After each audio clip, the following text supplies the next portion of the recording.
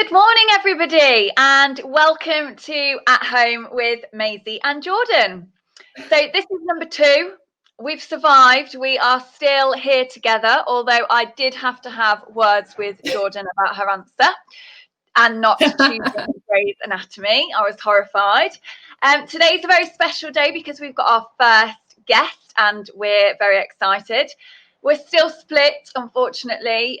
We're not in the same room, but I have come to the boutique, so I can say that it is kind of at home with Maisie and Jordan slightly. And Maud's in the background. Oh, I've got the camera wrong again. She's the mannequin. She's in the background, so she's here with us today. Like Charlotte said, today is very exciting. We're going to have our first very special guest. We will be talking to Carmel from Long Furlong Farm, and we're going to be finding out everything that you need to think about and consider when you're finding your perfect venue. And also we're going to look at what Long Furlong can provide you. It's going to be very exciting. It is exciting, and Long Furlong has become, well, it is definitely my happy place in terms of weddings, and I think, Jordan, you go there nearly as much as I do now, so it must be becoming one of yours as well.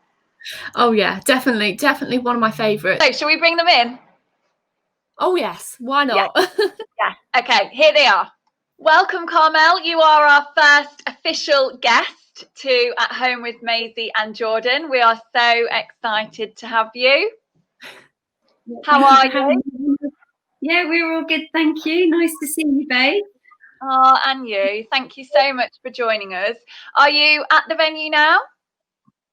Yeah, we're lucky that home and work is the same place for us, so we haven't gone very far in the last year, just working here on the venue constantly and getting it ready for when our couples can come back.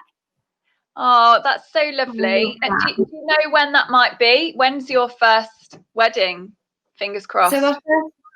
So our first wedding for this year is in April. So we've got a couple in April. Everybody's really positive at the moment. They're making plan A and plan B. We've got lots of wedding planning scheduled on Zoom this week. We can still keep planning, and if we have to move things, at least the plan's there ready to go again. So.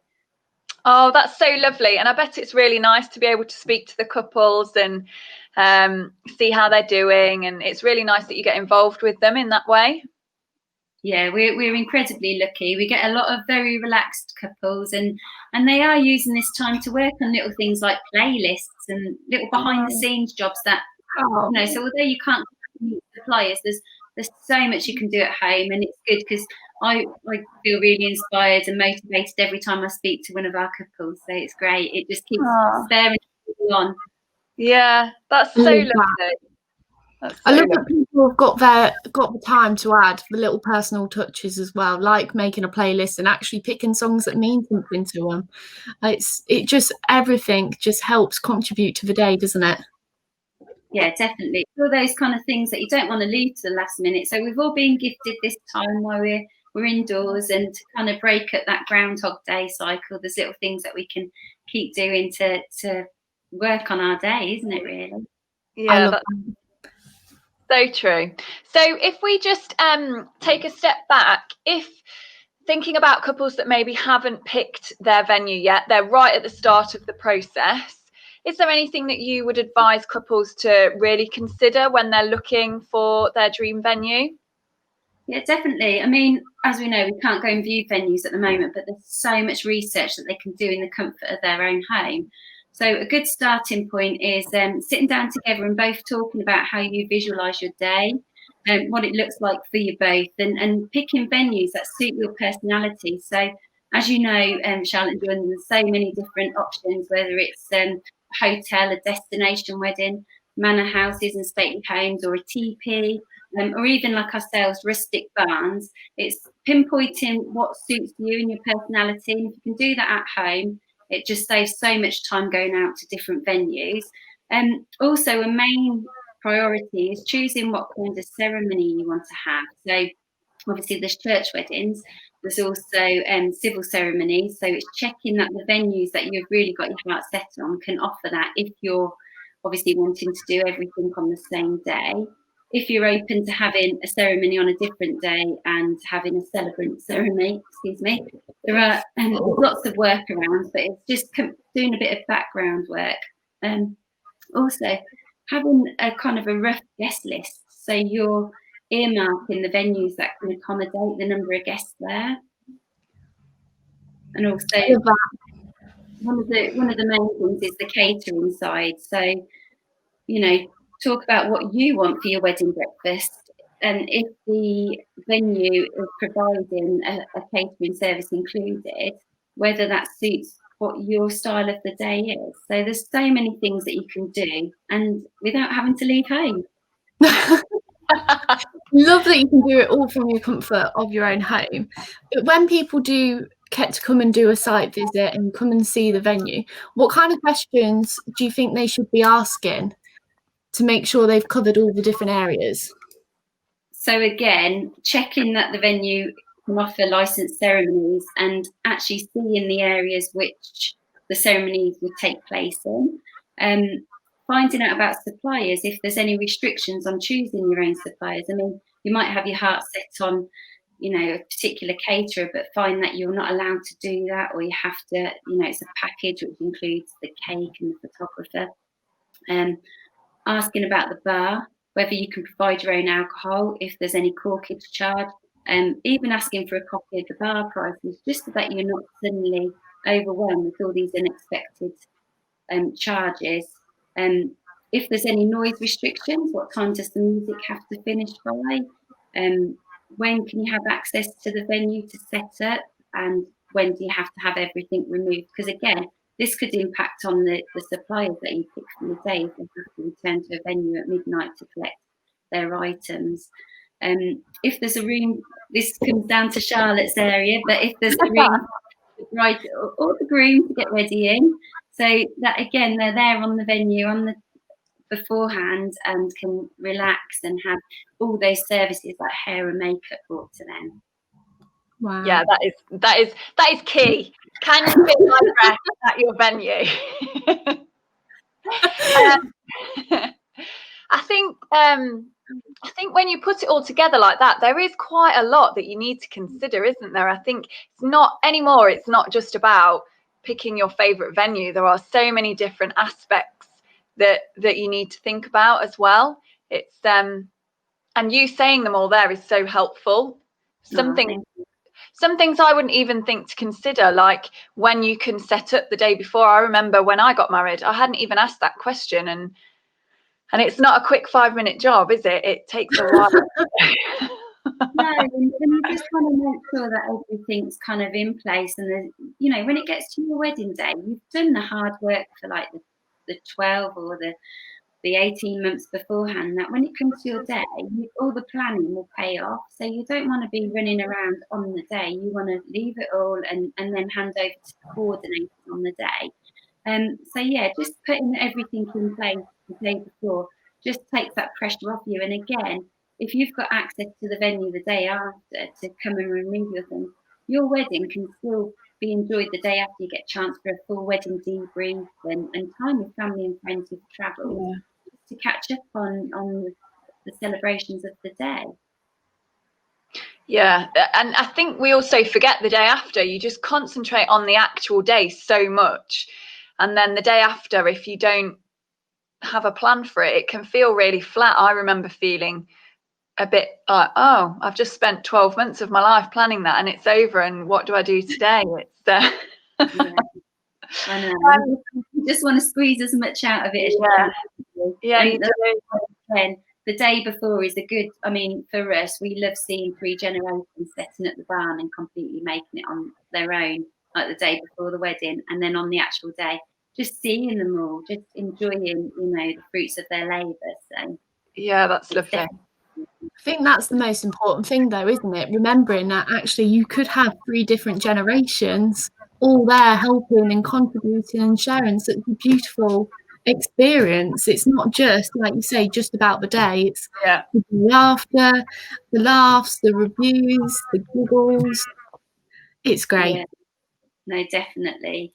Yeah, there's so many things, and I mean, for us, when we show couples around, it does prompt a lot of questions, but there's so much research. If the last year's given us anything, it's time to put blogs together. It's time to put Pinterest boards together. There's so many suppliers out there with the answers to everybody's questions. So definitely get as much research done as you can. Find that final list of shortlisting venues, and then when they can open their doors, you're ready to go. And actually, you've got the questions to ask them, and they're all sat there. I mean, we get lots of inquiries, and people apologise asking questions, and I'm like, no, it's good that you're considering it now. So never apologise. There's never a silly question or too many questions that you can ask. And what about when you are, as a couple, committing to a venue? Is there certain things that have to happen? Is there anything that you have to double check? How does that process work? Yeah, absolutely. So we always say the first thing after a couple's viewed, we'd always send them a link to the County Council website for Northamptonshire, which is where our licence for the legal ceremonies takes place. Because it's one thing saying, yes, we've got availability for the venue, but if the registrars haven't got availability to conduct a ceremony on that day and your heart's set on having a legal ceremony, check first of all before you pay any deposits that the registrar is available for the date and time that you want. I mean, there's lots of workarounds, like you can always have a celebrant ceremony instead of a legal bit. For venues that aren't providing an all-inclusive package, take some time to do some research on the costs associated. So, for example, if you're looking at hiring in your own caterers, how much that will be, whether you need furniture requirements. So just do a little bit of background work. And again, it means that you can stick within your budget and your plans don't have to deviate. The main suppliers to book after the venue are the caterer and photographer. And if you've got your heart set on a particular supplier, check their availability as well.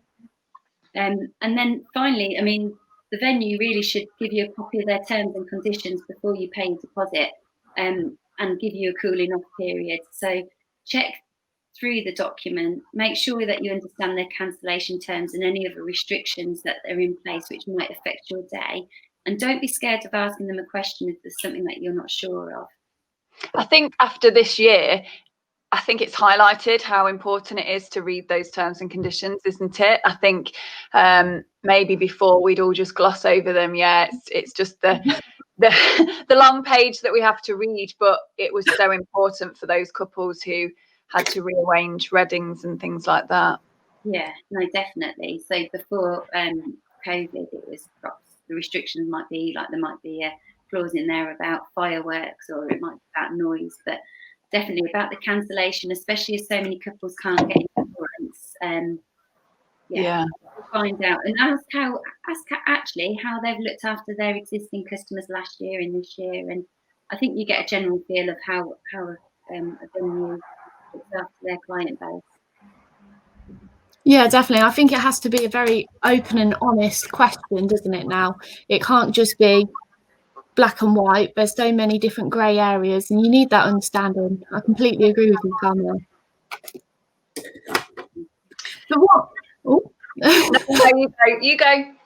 I was going to say, what got you? What inspired you to turn Long Furlong into a wedding venue? Like, what's your passion behind it? Okay, so Ali was actually born on the farm. His dad purchased the farm in 1952, so Ali spent all of his life here. They used to organise events, like biking events, and then Ali and I set up Muddy Furlong, which was a mud run course 5 years ago. And then we were in actually the process of organising a festival, which we were applying for a licence for, when Ali suggested that we got married at the same time. So no romantic proposal. It's like, we could get married at the same time.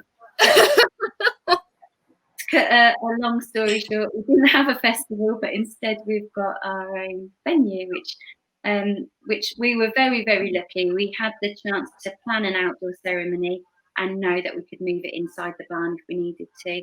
We had suppliers that were special for us on our day, like street food vans and picnics. We had space for the kids to run around. We had fields for camping. And going forward, that's all of the services that we wanted to provide to all of our couples who booked with us. So the time, so we give couples a 3-day hire. The the fields for camping is still included, and the flexibility with suppliers. So yeah, we set it up for our wedding. I love that. It's such a lovely story, isn't it?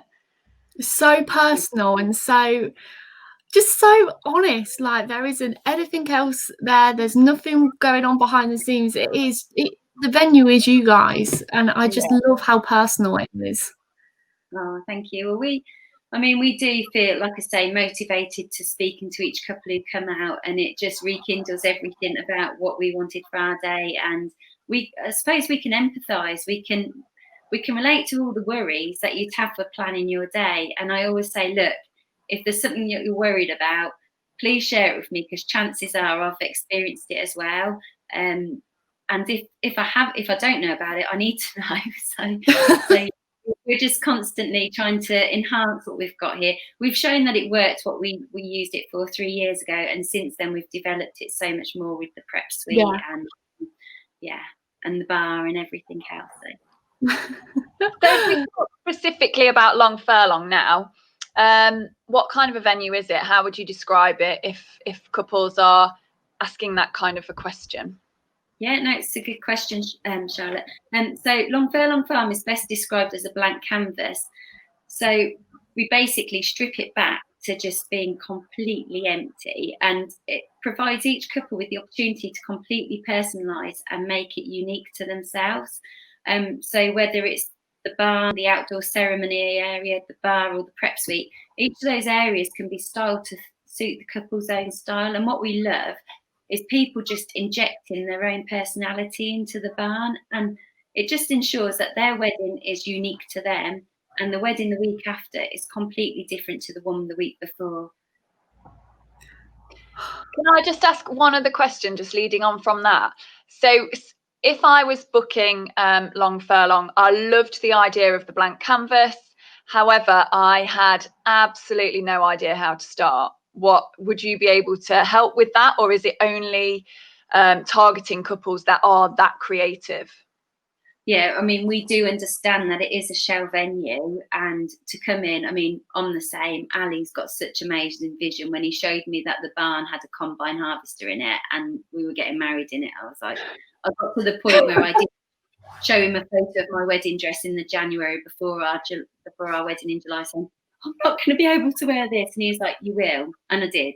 And we understand that you cannot visualize what the barn looks like with fairy lights and drapes. So we actually do a number of showcases where we've done styled shoots here, as you know, and the styled shoots are great for getting the content and the photos. But what we really wanted was to fill the venue with products and services and suppliers, and give couples an opportunity to come back in, see the products and services in the barn specifically or its surroundings, meet the suppliers who are the experts. We're not the experts. Each person looks after their own area of speciality.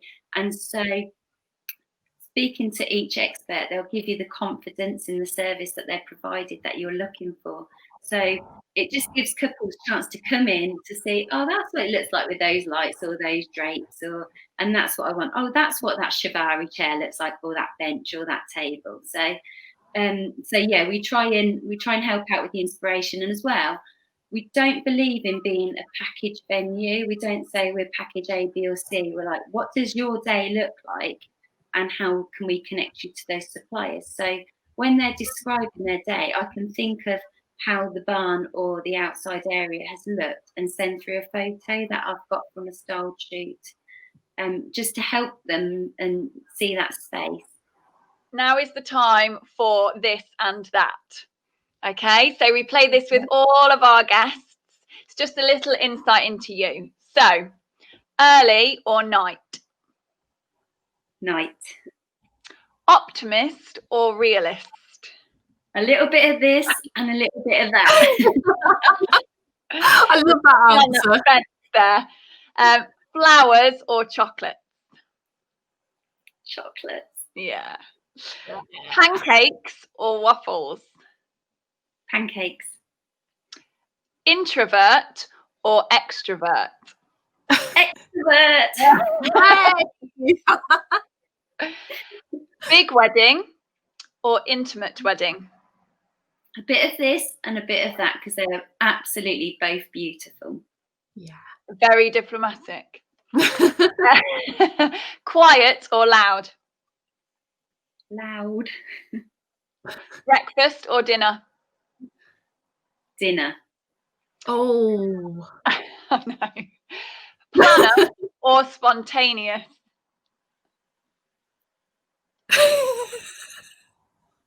Planner with a hint of Grey's Anatomy or Breaking Bad? Can you tell that I don't watch any TV apart Yeah. from recent things? Yeah. Let's skip that one. Probably safer to skip that one. I know. Are you always late or are you always early? This year I've been early. Chocolate or sweets? Chocolate. Yes. It's always got to be chocolate. Oh, of course. I'd be surprised if anyone picks sweets. I wouldn't turn down sweets though. Ali's sweets No. and I'm chocolate. So Oh, is he? yeah, I think you don't argue over it then. That's good. Yeah. Right, And you don't have to share. Yeah, no, you don't have to share. Please, can you leave us with one piece of wisdom that you think is probably the most important thing to couples? Anything. Okay, yeah, I think again, going back to starting at the beginning, visualize your day. Remember that it's your day. Don't feel pressured. You know, people always have an opinion, but it's just what you want to do and making it the best that it can be. Amazing. Sorry, can I do that one again? Yeah. Yeah.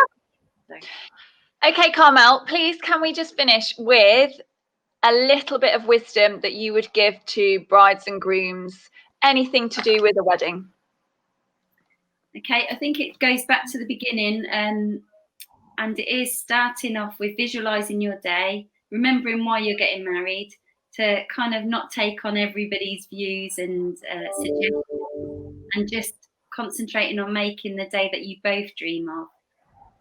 I love that. That's spot on for me. Everything that I love there. It's so hard. I mean, like I say, when I was having my meltdown about my wedding dress, one of my older sisters actually said, "Do you think you should find a different venue?" That question. Oh my goodness. Advice, isn't it? Yeah. Your dress looks beautiful with your venue. You never need to change your dress. It's always just about you, isn't it? So it is. And to be honest, once the invites went out, we knew what we needed to do, and yeah, everything just falls into place. And the good thing I'd say about a venue like ours with Long Furlong Farm is that it's a blank canvas. So if you haven't done something, nobody knows, because it was never there originally. So oh dear. Perfect. Well, thank you so much, Carmel. We're so pleased that you were our first official guest. No, no, you're more than welcome. You are so fabulous at what you do, and I know that Jordan and I both love working with you, and so I'm sure brides will be fully looked after at Long Furlong. We're only as good as the suppliers around us, so you definitely help with that. Thank you, babe. Thank you so much, Carmel. And everybody, just to let you know, all the social handles will be at the end of this video. So go ahead, go onto Long Furlong's Instagram and Facebook page and give them a like. And then you can stay up to date with everything that they're up to. Yeah, brilliant. And we've got another video coming up this week with Steve Ty, the photographer. So look out for that one as well. Thank you so much, everybody. See you soon. Thank you. Bye.